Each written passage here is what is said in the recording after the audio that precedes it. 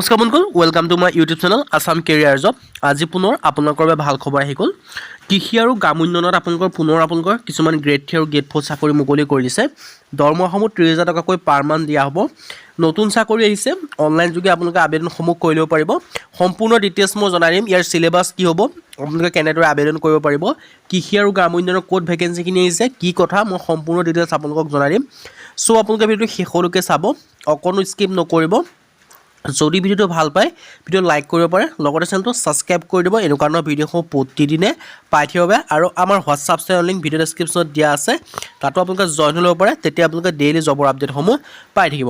আহক আজি আমি ভিডিওটো আৰম্ভ কৰোঁ। ইয়াত আপোনালোকে দেখিব পাৰিছে ভেকেঞ্চিখিনি মুকলি কৰিছে নাবাৰ্ডৰ ফালৰ পৰা, যিটো আপোনাৰ কৃষি আৰু গ্ৰাম উন্নয়ন আপোনালোকে দেখিব পাৰিছে। এডভাৰটাইজমেণ্ট নম্বৰটো দেখিব পাৰিছে 03 অফিচ এটেণ্ডেণ্টৰ ভেকেঞ্চি আহিছে 2024-25 বৰ্ষৰ কাৰণে। এটা আপোনালোকৰ বাবে বৃহৎ অপৰচুনিটি আহিছে, আৰু ইয়াৰ কাৰণে আপোনালোকে অনলাইন যোগে আবেদনসমূহ কৰি ল'ব পাৰিব। আৰু আবেদনসমূহ 2 অক্টোবৰৰ পৰা ষ্টাৰ্ট হৈছে, আৰু 21 অক্টোবৰ পৰ্যন্ত আপোনালোকে আবেদনসমূহ কৰি ল'ব পাৰিব। ইয়াত আপোনালোকে দেখিব পাৰিছে national bank agriculture rural development, কৃষি বিভাগৰ মানে কৃষিৰ যিটো গ্ৰাম উন্নয়ন বেংক আছে নাবাৰ্ড, তাৰ পৰা আহিছে।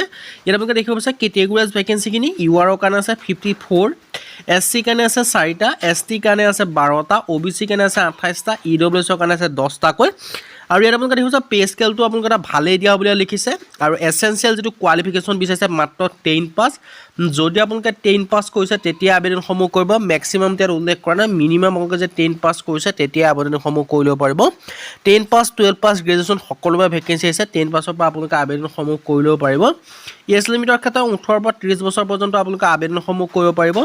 লগতে ইয়াত আপোনালোকে এজ ৰিলেক্সেশ্যনসমূহো লাভ কৰিব। যিসমূহ SC ST আছে তেওঁলোকে 5 বছৰকৈ ৰিলেক্সেশ্যন লাভ কৰিব। OBC কাৰণে 3 বছৰকৈ পাব, আৰু PWBDৰ কাৰণে 10 বছৰকৈ ৰিলেক্সেশ্যন পাব। মানে এইকেইটা আপোনালোকে প্লাছ কৰি ল'ব পাৰিব নিজৰ বয়স, মানে এই যিটো মেক্সিমাম বয়সৰ লগত।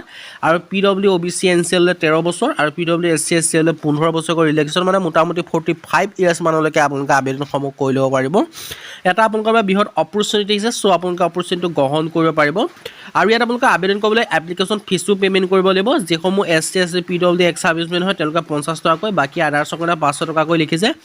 চ' আপোনালোকে নাভাবিব যে এপ্লিকেশ্যন ফিজ বহুত বুলি আপোনালোকে বহুতে আবেদন কৰিব, কিন্তু এপ্লিকেশ্যন ফিজ যদি বহুত হয় আপোনালোকে এপ্লাই কৰা সংখ্যাও কম হয়। চ' আপোনালোকে আবেদনসমূহ কৰি ল'ব পাৰিব। আবেদনসমূহ আপোনালোকৰ নাবাৰ্ডৰ যিটো অফিচিয়েল ৱেবছাইট আছে তাত আপোনালোকে গৈ আবেদনসমূহ কৰি ল'ব পাৰিব। আৰু ইয়াত আপোনালোকে দেখিব পাৰিছে ইয়াত সকলোখিনি ডিটেইলছ লিখি দিছে, মই আপোনালোকক সম্পূৰ্ণ ডিটেইলছখিনি জনাই দিছোঁ। ইয়াত আপোনালোকে দেখিব পাৰিছে কেৰিং অফ ফাইলছ, মানে কেনেকুৱা ধৰণৰ ডিউটিসমূহ হ'ব। জব প্ৰফাইলটো removing from the keeping them in cupboard, তাৰপৰা ষ্টিচিং বাইণ্ডিং অফ ৰেকৰ্ডবিলাক ৰখা, এনেকুৱা ধৰণৰ আপোনালোকৰ ডিউটিসমূহ কৰিব লাগিব।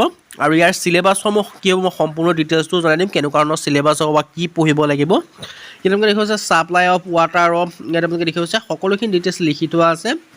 আৰু photo copying machine as may be entrusted by NABARD, attending work relating, central receive of dispatch section, maintaining and upkeep of record, এনেকুৱা ধৰণৰ আপোনালোকে কামসমূহ কৰিব লাগিব।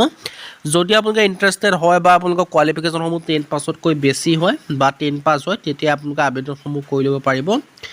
আৰু ইয়াত আপোনালোকে দেখিব পাৰিছে the addition above the candidate should be a domicile state coming under the region judicial office which of the state of candidate.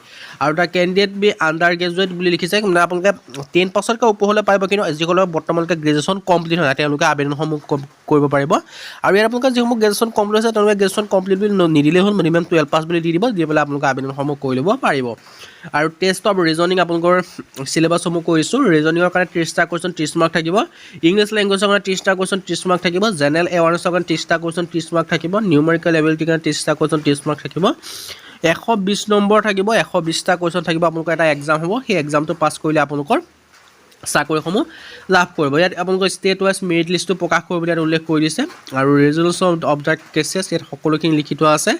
আৰু ইয়াত কেনেদৰে আহিব কি কথা মই সম্পূৰ্ণ ডিটেইলছটো আপোনালোকক জনাই দিছোঁ। আৰু আপোনালোকে আবেদন কৰিবলৈ আবেদন কৰা লিংকো মই ভিডিঅ' ডেছক্ৰিপশ্যনত দিয়া আছে। চ' আপোনালোকে ভালদৰে চাই মেলি আবেদনসমূহ কৰি ল'ব পাৰিব যদি ইণ্টাৰেষ্টেড হয়। আজি ভিডিঅ' ইমানে। যদি ভিডিঅ' ভাল পালে লাইক কৰিব পাৰে, লগতে চেনেলটো ছাবস্ক্ৰাইব কৰি দিব, এনেকুৱা ধৰণৰ ভিডিঅ'সমূহ প্ৰতিদিনে পাই থাকিব। আৰু ভিডিঅ'লৈ বন্ধু মাজত শ্বেয়াৰ কৰি দিয়ক, যাতে সকলো বন্ধু মানে এনেদৰে প্ৰতিদিনে জবৰ আপডেটসমূহ পাই থাকে। আজিলৈ বাই, পৰৱৰ্তী ভিডিঅ'ত লগ পাম।